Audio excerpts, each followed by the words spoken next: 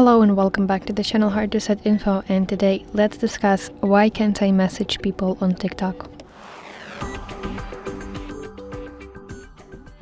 So I have some reasons why can't you message people on TikTok, and the first one is that TikTok disallows direct messages for users under 16 years old.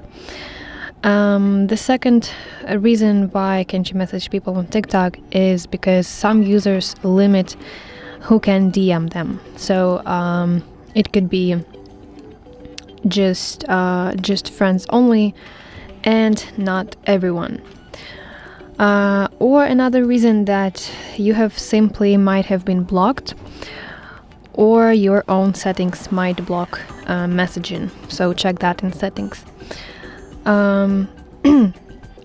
Also, you can have poor Wi-Fi connection or mobile data connection, so ensure that you are using stable internet connection, and also low storage or server-side restrictions may affect messaging.